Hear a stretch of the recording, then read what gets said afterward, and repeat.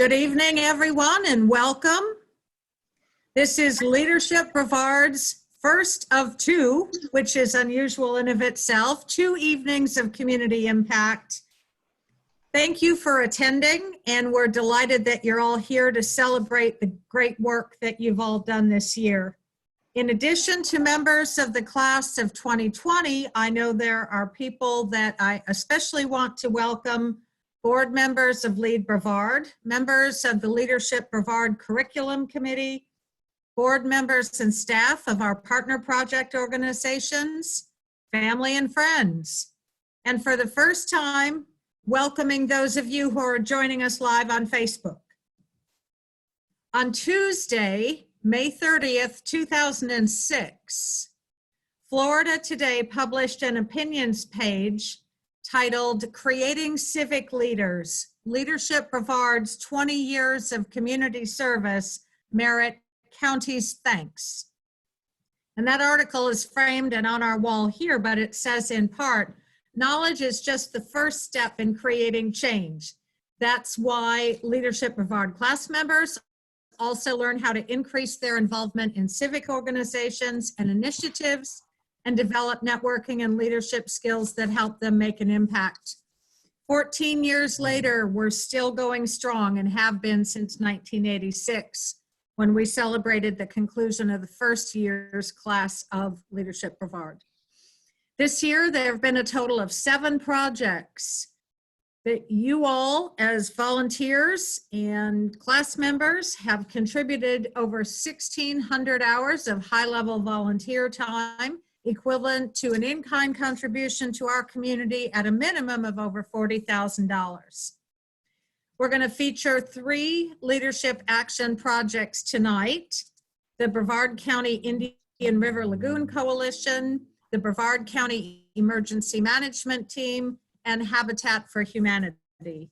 Thursday, same time, same Zoom channel, same Facebook, I almost said same bat channel just because we'll celebrate the other 4 teams. The value of the leadership action projects exceeds the monetary and the in-kind contributions to the nonprofit partners. It's about teamwork in a new team as a member of a new Leadership Brevard class. It's about designing a program of action with a nonprofit or a municipality that you may not know much about.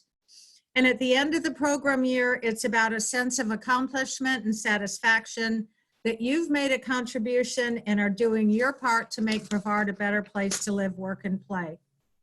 In addition to the presentations of the projects, we wanted to showcase some hashtag leadership in action contributions that take place in our community. Many of our Leadership Brevard alumni are working to make our community a better place, using, in some cases, their Leadership Brevard connections, like our special guest tonight. I want to welcome Cordell Rolle of Rolle IT. He's a 2019 Leadership Under 40 recipient and a Leadership Brevard graduate 2018. He's going to share some of the impact of his leadership in action work, particularly since March of 2020, and before that, with aid to the Bahamas ravaged last September by Hurricane Dorian. Cordell? Good evening, class of 2020. I am very honored to be with you here tonight. As you see, I do have my bow tie on. The last time we got to see each other, it was with Tied Together. So a special time for me to spend time with you all and to see you come here together with your projects is amazing. And when you started this journey together at the beginning of the year, it was new to a lot of you. What is not new to you is being a leader. That's why you came to Leadership Brevard. We're able to come together and bring those skills that you each had, introduce each other, and then introduce yourselves to the community. And it's something I truly believe in. Leadership Brevard has been a big part of my life, obviously. As she just said, I was super lucky to win one of the 4 under 40 spots in 2019. I've got to tell you that everyone that I find impactful in my life has gone through Leadership Brevard, and a few of them have been able to hold that honor. So I love this organization. And what it's done for me ever since I got with it was expand my knowledge of this community and the nonprofits. I've gone from just serving on one board to serving on 3 boards. And it's really expanded everything I can do. And it's personally for me, as Krista mentioned, with the Bahamas Relief, I am from the Bahamas. And when the hurricane happened, I was a member of the chamber. I was a member of Brevard Schools Foundation and Family Promise of Brevard, and all of them came to me immediately and asked me what they can do to help my family back in the Bahamas. And that's an amazing thing for me. When this is Brevard helping somewhere outside of our country, and that's the kind of community that this organization brings. When the COVID-19 happened, I saw many of my classmates getting out there, fighting actually to get something to do. It's amazing when you're locked down in this pandemic and you're not allowed to go somewhere, how much more resourceful leaders became. I took many calls with leaders just asking how you're doing, what's going to be next when we opened up. People were talking about changing their menus. What can we do? Not a classmate, one of the best class ever, Chris Conning of Pizza Gallery, created family menus that you can just go out and grab every night and take out there. Nobody stopped trying to be the leader. Even if they couldn't get out there, they were communicating. And it's something I think is beautiful. And I love being a part of Leadership Brevard. Tonight, I'm honored to speak to all of you because I know you all have continued to work through this pandemic and brought your action projects here together. So I'm excited to see what you brought, and I'm excited for all of you in your future. Thank you.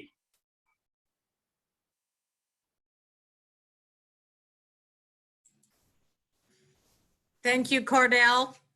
As he mentioned, Cordell's done a lot of work and partnered with Alluvionic and some other alumni in your work last fall, and I think that work is continuing, in the Bahamas, and also your work with the Brevard Schools Foundation recently here.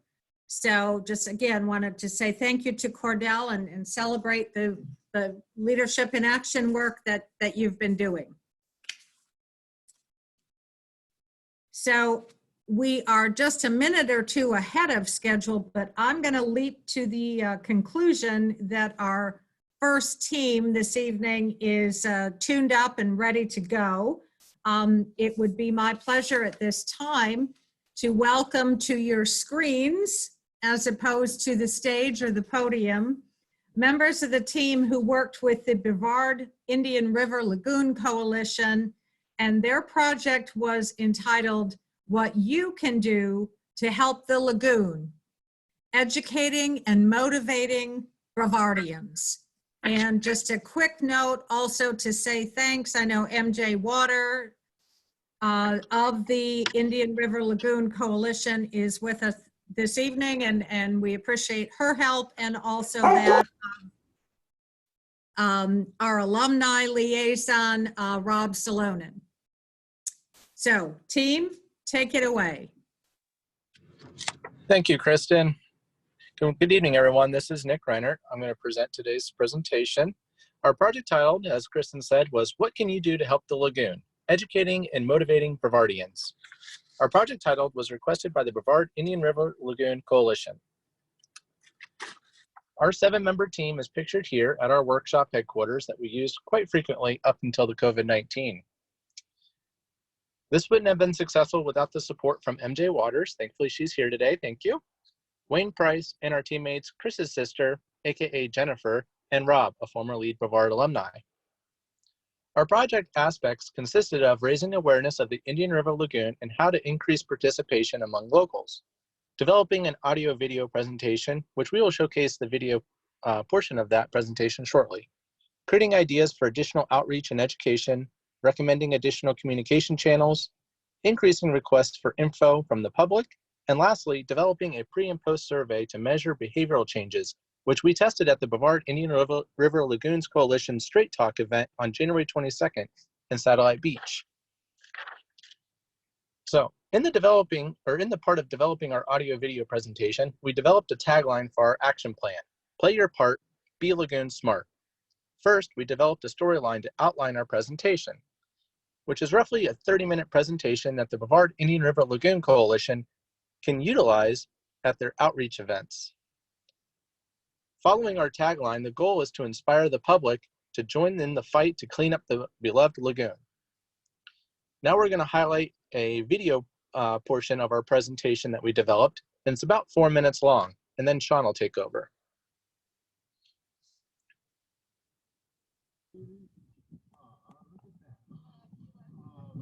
Really the little things that we do every day in our daily life in our backyards, how we handle fertilizer, how we dispose of grass clippings, whether we maintain our septic tanks. It's really those little things that add up over time, that where the sum is greater than the whole of its parts.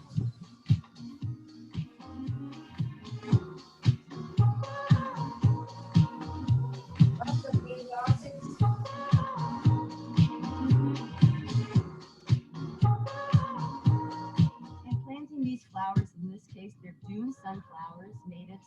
This is an excellent, low-cost, high-impact way to make small, positive change in your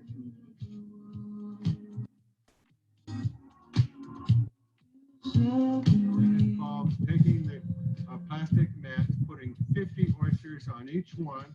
Takes about an hour for each mat. And we put 96 mats out here on this pier that strings out 450 feet into the lagoon.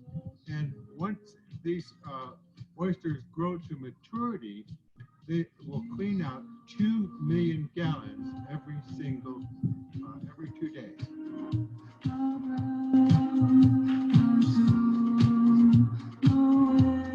A simple thing that everybody can do when they're maintaining their lawn or their landscape would be to replace a synthetic fertilizer with an organic fertilizer.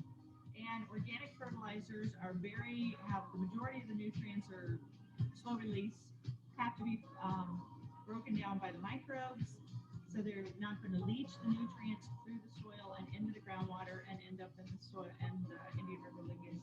Fertilizer is more expensive typically, but the good thing is it lasts longer because the microbes break it down.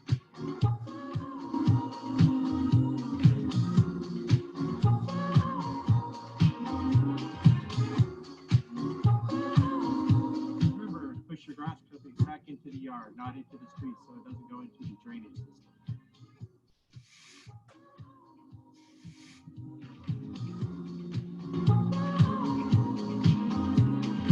Obviously, not littering, which I think that people should have been conscious of forever, but I think people are increasingly conscious of what you take out on the boat with you needs to come back with you and hopefully be recycled, or if it can't, disposed of back on land. One thing is with motors now, they're increasingly more like automobile motors, where you're not having to put oil in all the time. So that having up-to-date equipment can reduce your chance of spillage in the water. Obeying, obviously, the no wake zones. That's important for manatees, but also those are shallower areas and stuff like that, where in addition to wanting to have clarity in the lagoon, what we're trying to do is regrow seagrass and have regeneration of oysters and the other filter feeders that traditionally have helped with clarity.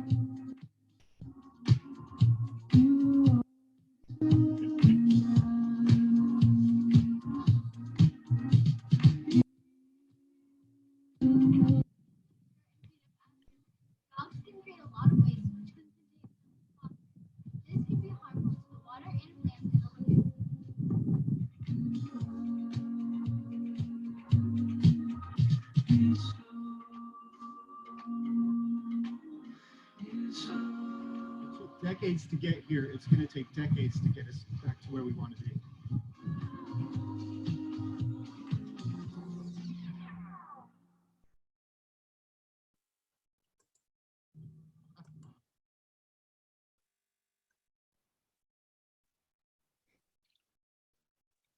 Additionally, as part of the project, we were requested to design a pre and post survey. After designing the survey and as a method of piloting the survey, we attended the January 22nd Straight Talk event at Satellite High School, where we introduced it to the public. We administered the survey, and then we tallied the results to check for the applicability to the project's effectiveness. We received 77 surveys in return. The result of the survey provided the following information. The number of participants with a good level of knowledge about the lagoon increased 12% after the presentation. Those participants who could identify at least 3 actions to improve their friendliness toward the lagoon also increased by 12% after the presentation. With social media being a weakness of the coalition, the presentation increased the participants' social media awareness by 30%. In this next slide, you will see how our team produced the deliverables you see on the slide. As you have already seen, we created a really cool tagline in the phrase, "Play your part, be Lagoon smart." We also developed a survey which is general enough but effective and can be used at almost any type of presentation. This survey will help the coalition to determine the effectiveness of their presentations to help it become more efficient and informative to the public. We created a video with supportive citizens representing simple actions anyone can do to help preserve and improve the lagoon's quality. And of course, we designed and developed an overreaching slide presentation which is packed full of information and yet is flexible enough to be edited to meet most any viewing audience by simply tailoring the slides prior to the event. In conclusion, our team would like to remind you to visit the Brevard Indian River Lagoon Coalition's website at helpthelagoon.org, and remember, play your part, be Lagoon smart. Thank you.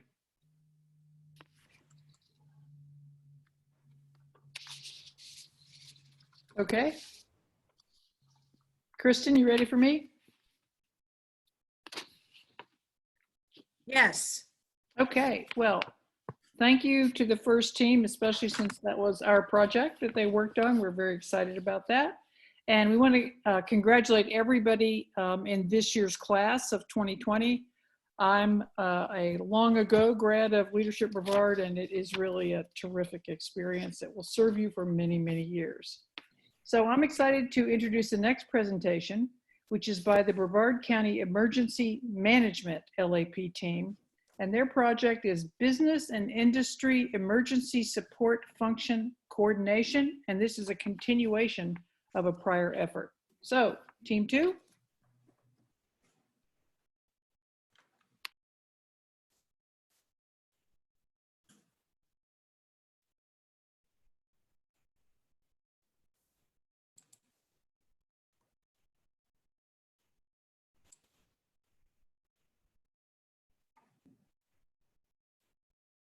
Have to unmute myself first. Can you guys hear me? Can you guys hear me? Yep. Yep. Yes. All right. Let me share my screen. Can you guys see my screen okay? Yep. All right. My name is Russell Cheatham, and good evening. Our Leadership Action Team's project was to support Brevard County Emergency Management Office in developing a better way to run their ESF 18 desk. Brevard County Emergency Management is run out of Brevard County Emergency Operations Center, also known as the EOC. This is the county's hub for efficient transfer of information and decision-making during times of emergency. In the picture to the left, you'll see the Brevard's EOC. It's built as a bunker. It's under a hill. It doesn't have any windows, naturally to be protective in the event of hurricanes and disasters. Inside the EOC is a 4,000 square foot room that held about 260 people in the height of the last storm. These included county staff, multiple departments, news media, volunteers, representatives from both the state and federal agencies. ESF consists of 19 desks. In this slide that you see in front of you right now, you see an example of the multiple desks that are there to collaborate with each other during times of emergency and disaster. The green one at the bottom is ESF 18, and that has a focus on business and industry.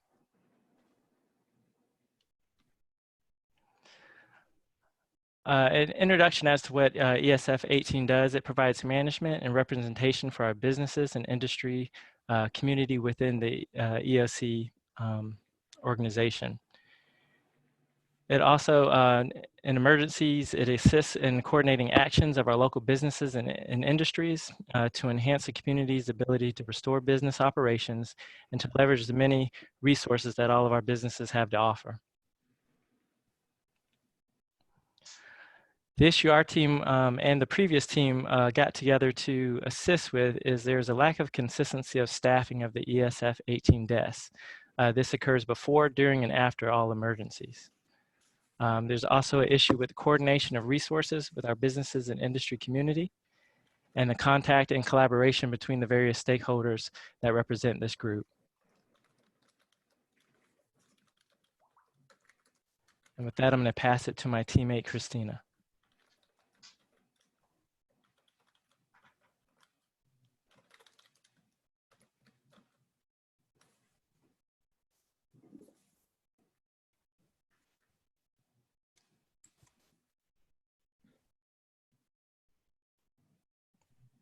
Christina, if you're there, you might still be on mute.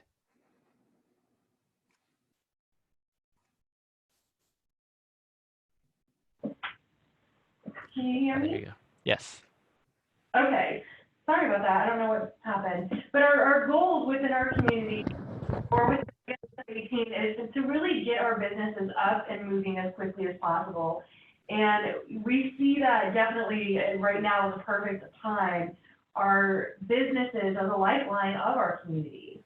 So again, the goal is to create this network, this community, to garner our community support and to really get our businesses talking amongst each other about seeing what needs that they have and how we can all support each other.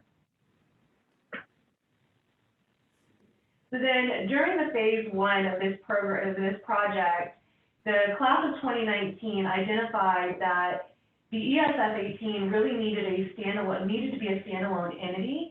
A lot of the other ESFs support the stations or support the desk with covered employees, which cover them for insurance. And so we really they needed to create a basic structure, and they did that. They also identified different parties that could really support this structure of that phase one. They also drafted some basic bylaws for us. So when we started looking at the structure of the ESF 18, and again, this is carried over from phase one, it was determined that the four chambers, the Economic Development Center, Lead Brevard, and the Space Coast Association of Realtors would really be the primary organization to support the ESF 18. They have really good communication networks in place already that could really leverage, we could leverage, instead of trying to create their own communication database, there's a really good networking between them. So again, one of the primary functions of the ESF 18 is to communicate quickly, communicate with our local businesses with the right information.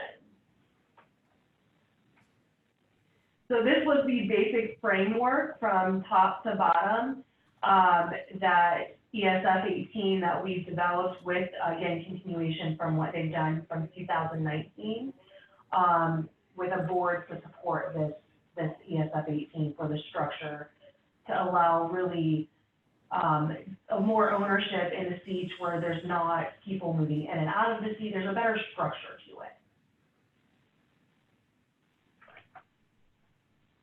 I'm going to talk about what we did in phase two. Our primary mission was to create the organization and hand it off to volunteers to run.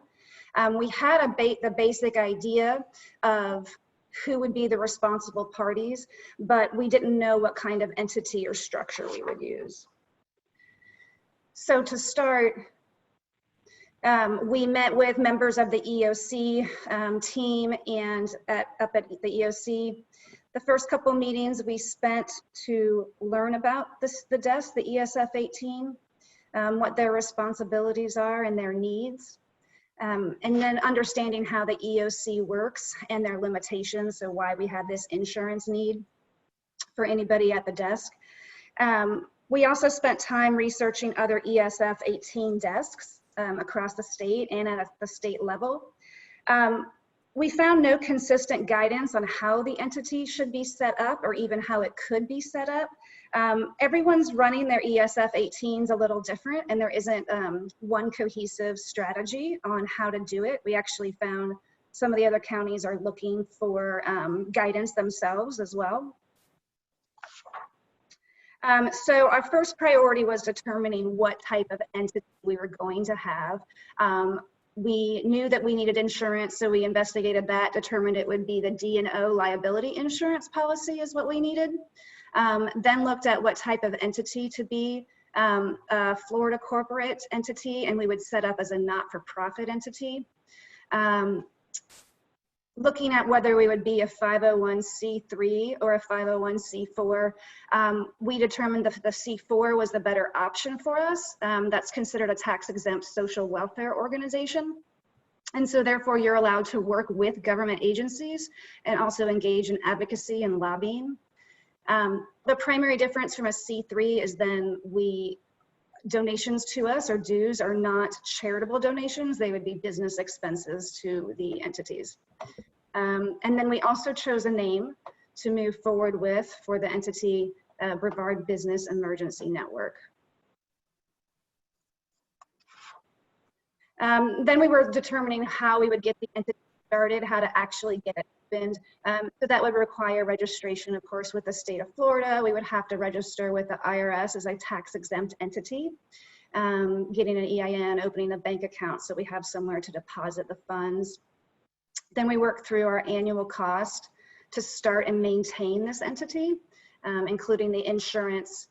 We also identified the annual renewals and annual tax returns that we would have to file. And then this is the budget that we put together with the goal being a first year fundraising event of $5,000 in our ask. This would cover our first year fees to get the organization running and off the ground with an excess, because we're not sure. We want the entity to be able to develop and grow as the future board sees fit. So we went a little high on that to make sure. Our next step after determining our budget and what kind of entity we would be, we reviewed the bylaws to make sure that was still within line with the structure. So we did revise that and update that. These are just some of the key things we changed, mostly due to being a nonprofit, also looking at trying to reduce the administrative burden on this organization, since it will be a volunteer-driven board and organization, just trying to reduce the administration to them. Also some of the voting and the terms to make it a little bit easier to manage.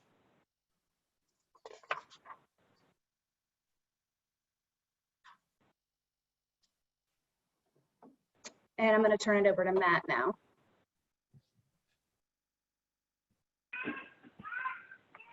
All right.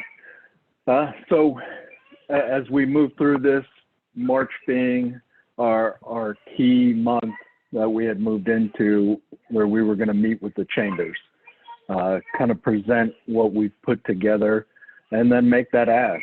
One, for the financial support from each of the chambers, but also to request volunteer support from each chamber.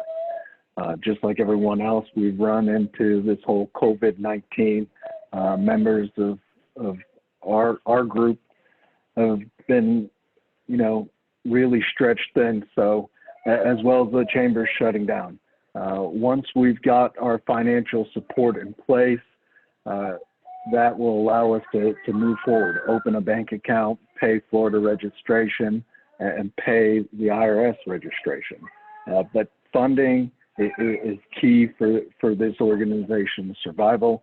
That's why we put a high goal more than our expenses. We expect, just like anything else, to have more expenses that come up throughout. And then our last slide here is, we put that goal of 5,000. First is to approach chambers. Our next is to go to local businesses to educate and do an ask, as this is being put together to support them. Doing some research, we know that there are some continuity grants available on a local level, and being 501c4, we would be able to apply for those. I know it's been disappointing for a lot of us in the group, but we're here to help push this through and to provide continued support to the next group. Hopefully 2021 grabs this and takes it through the finish line. I know a bunch of us in the group are willing to be a part of it. Anyone else got anything to add? We're good.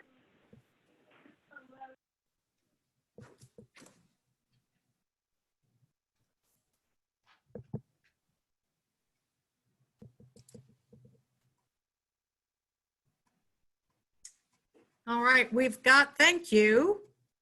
Thank you all. Are there any, we have a few minutes, are there any questions that any of you have for actually either of the first two teams, either the Indian River Lagoon Coalition group or this EOC and the business emergency network concept? I have a question. This is MJ. It seems quite interesting that you all are working with the EOC at the exact moment when this needs to be in place. Were you able to observe or hear from any of the businesses with what's going on right now to get any feedback from them in terms of the process? Or are you going to have to wait till later? I think as far as the process is going, we haven't changed the process that happens at the desk. They have a couple of volunteers who are manning the desk. I know Harris had a couple of employees who were manning the desk. And so that process hasn't changed, but we needed an organization that would allow volunteers to come in as well, because that's really just a Band-Aid to have one company continually providing the support. So they wanted to be able to open it up and have volunteers come in as well. But I believe they have been able to assist some businesses. I've seen some sharing of space, things such as if one company needed a freezer for additional food storage space. So I've been seeing some storage, transportation asks. So the asks so far have been more storage and transportation based. Thanks. Well, and I would just add, given the COVID-19 crisis, there appears to have been a group that has come together as in a collaborative sense. The 4 chambers of commerce, many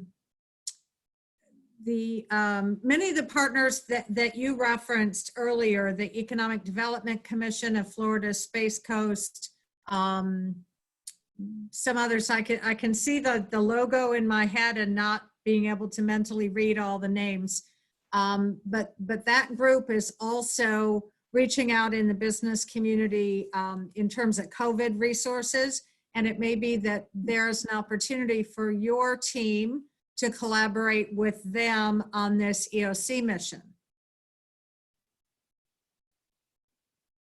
So, Kristen, this is Kimberly Prosser, and we have been fortunate that Peter Kranis, who's the tourism director, has stepped up and taken over ESF 18 for us during this time. And so, yes, he has been sharing information with those groups.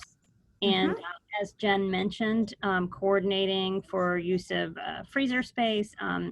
He has obtained some face shields. Lockheed Martin has actually crafted some face shields, and he's been able to get those donated, and we're providing them to long-term care facilities like assisted living facilities and nursing homes for their use. And, you know, that type of activity. We haven't had the typical type of hurricane activity with this because this is not your typical situation. Right. Kimberly, thank you for that clarification, because that's helpful, and I'm glad to know that Peter's been able to be of assistance on that desk seat. Just going back for a minute, I know that Vinnie Toronto is on with us this evening. And Vinnie, you've been very engaged in the Indian River Coalition work as well. I wondered if you wanted to speak to that at all briefly. But yes, I mean, so we had the half-cent sales tax that passed, that our Brevardians voted on, and it passed. And so we've been working as good stewards of taxpayer dollars, trying to spend those. And one of the big things has been communication. And Indian River Lagoon Coalition was a big part of getting that passed. I remember there was a party at the, I think it was Charlie and Jake's on Galley Boulevard the night that the election was. And there were people that had applied for seats on the oversight committee. We all met there and were watching to see whether or not we were going to have anything to do. And I remember Dwayne DeFries was outside on his car actually crunching data on an Excel spreadsheet on the hood of his car. It was just a picturesque moment. But one of the things is communication. And unfortunately, there still is a belief that communication isn't important, and communication is basically just marketing. And it usually is the last thing that money gets spent on. And it's kind of, in my opinion, it's kind of the upside down triangle, where you've got to start with communicating. You've got to start telling people what you're going to do, what's going to happen, what they should do, and then the action should come.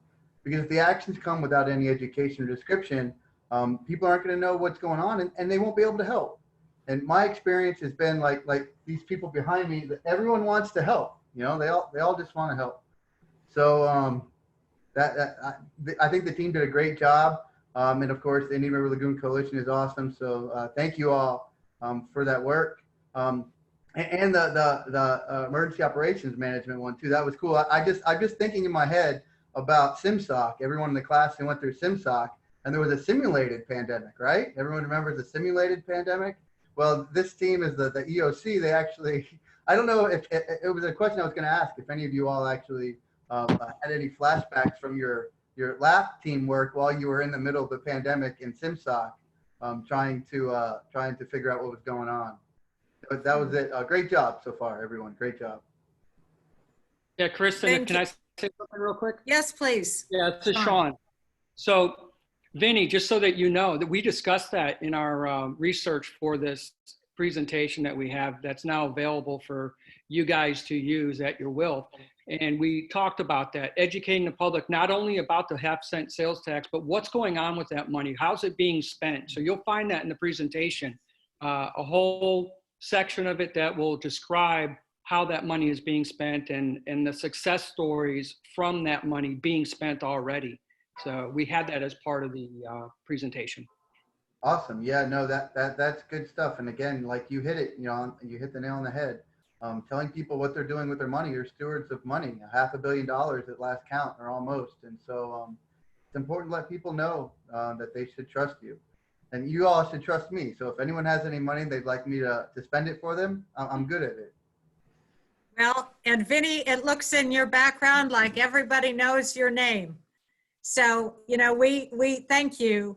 Thank you. We have been, Sean, thanks for your comments too about the communication and the presentation. We have limited presentations this evening to 7 minutes so that, it moves along within this hour. I know that the team for the Indian River Lagoon Coalition, I think you have actually a much longer and a much larger body of slides and data and information. And as soon as we get through this evening and then through part 2, which is Thursday evening, we will have those in addition to the live recordings on Facebook and the Zoom recordings. We'll get the actual presentations loaded and shared on the Lead Brevard website and make those available to you as well. So you'll be able to all work together to push out that information. So we're on time for me to welcome Steve Leatherman, who is a member of the Leadership Brevard Curriculum Committee, to the screen to introduce our next team. Steve? Well, good afternoon, everybody. Coming to you live off of the coast here of Kona in the Miss My Lead. Got 4 flat lines out, and I'm excited to be on the horn with you all today. Vinny, you outdid me on your friends thing. I'm so frustrated with that. But I get to introduce the next one. Is just awesome. The Habitat for Humanity, specifically dealing with affordable housing for disabled children. Many of you probably don't know, but I have a disabled niece who's deaf, and I have a disabled brother who's in a wheelchair. And so this is really near and dear to my heart. And I know that you guys are gonna just hit it out of the park. So let her rip.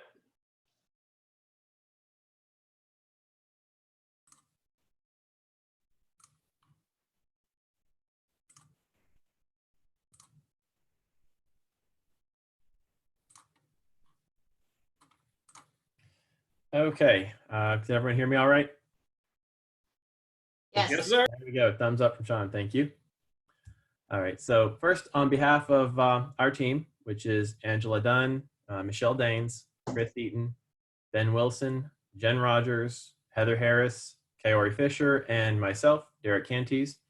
I'd like to thank Leadership Brevard and Habitat for Humanity for the opportunity to get involved here and to try to help make a difference. It was a really great organization to work with. Our Leadership Action Project obviously was completed in cooperation with Habitat, Habitat for Humanity of Brevard County. They identified a need with respect to better adapting its homes to meet the growing needs of applicant families who have family members who are living with any one of several disabilities, whether it be physical, developmental, or otherwise. Habitat needed to better understand the specific requirements for housing for disabilities across the spectrum, as well as to develop a set of usable guidelines from which they could better suit the houses to the future occupants. The first stated objective was just to create a list of recommendations for families who have family members with various disabilities.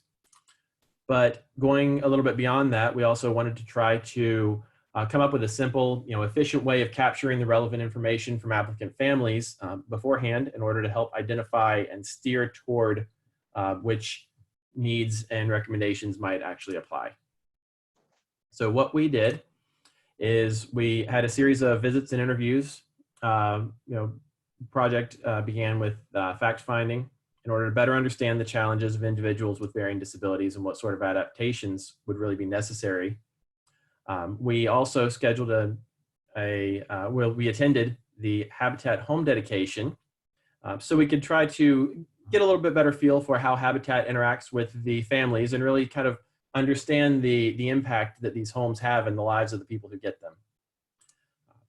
We engaged in correspondence for knowledge and resource sharing with 64 habitats across the state to try to see what everyone else is doing and really try to benchmark what we could help provide here in Brevard. Some of the team also volunteered at the Habitat for Humanity Restore thrift store in order to, again, get a little bit better feel and understanding, and also to try to give back a little bit to Habitat. And we met with the contractor as well for Habitat for Humanity of Brevard in order to gain insight into what their current construction practices are versus what recommendations we might be coming up with. The agencies that we visited included the Scott Center for Autism Treatment at Florida Tech, which is really an incredible facility, an incredible resource for what they do. We met with Promise in Brevard, Brevard Association for the Advancement of the Blind, Brevard Achievement Center, the Resource Center for Disability Solutions of Florida, and of course, Habitat for Humanity of Brevard County. These visits really did provide us with a unique opportunity to discuss the project objectives with experts, as well as those living with various disabilities. and provided a wealth of recognition and understanding of the challenges that many people face and overcome every single day while just trying to perform some of the menial things that most of us take for granted in our daily lives. So I'm going to hand this off to Heather to discuss what we learned with what we did. Sean Reardon, a thumbs up if you can hear me, since you're on my camera. All right, thank you. So what we learned, one of the interesting issues we had from the very beginning is during the application process, what can we ask? What would be a violation of HIPAA if we ask it? And then the other issue is, coming from the lawyer standpoint, are they going to tell us the truth? Are they going to over dramatize to get extras? Things like that. What we have found through all of this is, as the slide says, no one size approach fits for home design with the same disability. Everybody is different. On the autism spectrum, sometimes colors can affect things, room size, everything. So Habitat cannot necessarily build a custom home for each family that has a special needs person inside the family. But what they can do is come up with general things that everybody can benefit from. So we developed a framework that would meant to fit most people in most circumstances. So again, I just talked about the autism spectrum, attention deficit disorder. Some homes may need floors with extra padding underneath the carpet, maybe the best padding rather than just the minimum. Rounded corners on the walls, that can be for general homes. That's kind of a modern thing to do anyway. Additional insulation, adjustable light switches with dimming, especially for the autistic type children and adults, and specialized doors and windows. Exterior recommendations, looking at fencing with minimum spacing so a child cannot get out. That also comes into fencing, you'll see later on in another slide when we deal with physical disabilities. Watching the kinds of plants that you plant, thorns or berries or anything that a child may, with a special need, take and put in their mouth. And then childproof windows and doors, which is something that can be done for everyone. On the visual impairment, adjustable lights, again, you can see that comes from also in the autistics and ADD spectrum, the adjustable light switches. Extra outlets, countertops with rounded edges. Again, that is kind of common nowadays. Solid color surfaces, that also works for the autism and the ADD to minimize the effects. White or dark may be depending on the impairment. I think we also learned that red is not a good color for autistic children. It can make them angry. Obviously, ADA appliances, door and windows chimes, solid color flooring, again, that also can go across. Exterior recommendations, now this is where we did find a difference. A solid privacy fence for vision, which as you see is different than the autistic. We did learn that Habitat doesn't always provide a fence, but it is something that they can offer for an extra price. We go to physical disabilities, you know, walk-in showers, doors, smooth flooring, wheelchair accessible light switches. Avoiding a 90-degree turn with a wheelchair was something that I hadn't thought about, but it makes sense since I was in a wheelchair for a little bit of time. Again, ADA appliances and fold down rails, which I wish I had when I was in the wheelchair, besides the toilet. It would have made my life much easier. Physical disabilities on the outside, ramps to the exterior doors, again, would have been very nice. And extra wide doors, again, would have been very nice in my life last month. Hearing impaired, flashing lights, limiting interior doors, something we didn't think about, or I didn't think about is the interior walls obstruct vision and obstruct hearing because sound bounces off the wall. So if you limit things inside, it assists with hearing. And then a flooring that can help with the hearing, blocking extra sounds. And then exterior light being mostly motion sensing. It's very interesting that Habitat for Humanities, I was quite surprised that they don't get together across the counties. They are very different, and I think it would be very helpful to them if they did.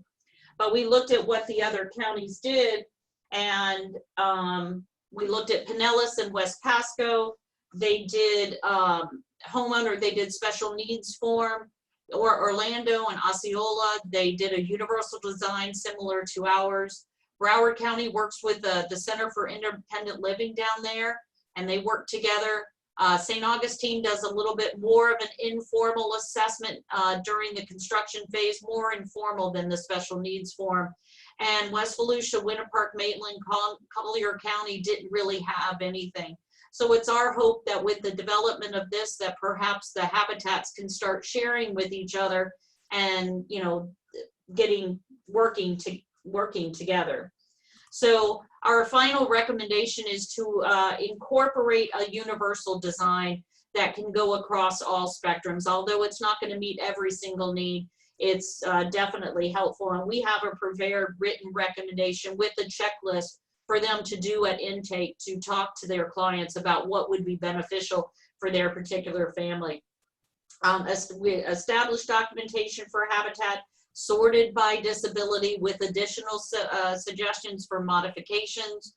Those modifications can either be provided by Habitat depending on budget, or could be an extra cost offered to the family to either pay up ahead or incorporate into their mortgage to benefit the family. And then to incorporate a standard assessment document with suggested modifications for the home. That document is done at intake and then provided to the general contractor. And then again, that would provide lists for potential upgrades for the client. Any questions?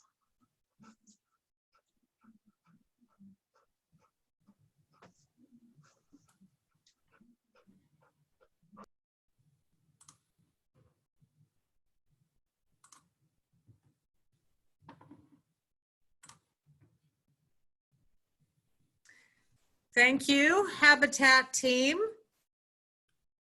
It's fascinating to me, although perhaps unfortunately not overly surprising, that you learned that there isn't a lot of collaboration or communication across the counties.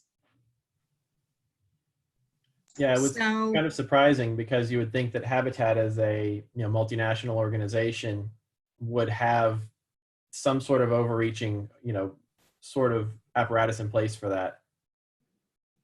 We were very happy to learn that our local Habitat for Humanity really does work very well with special needs family, and really had integrated a lot of those ideas that we had, really integrated those already.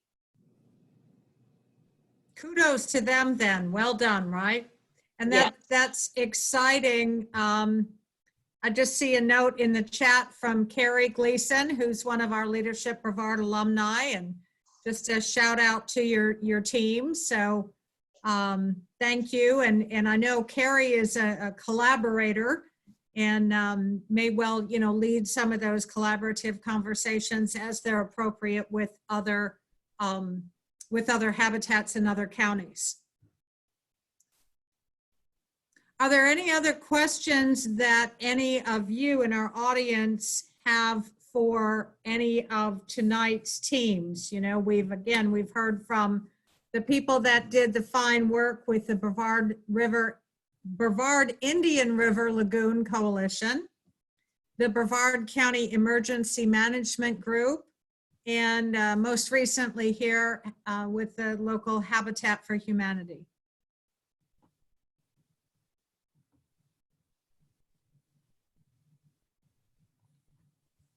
Not a question, it's Cordell again, but a quick thank you to everyone who presented today, because you did an amazing job.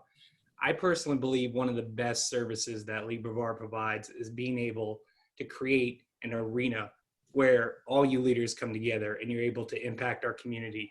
So thank you very much. Your projects were amazing.